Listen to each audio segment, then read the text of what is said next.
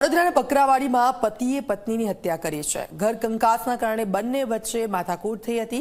ઉશ્કેરાયેલા પતિએ હથિયારના ઘા ઝીંકીને હત્યા કરી છે।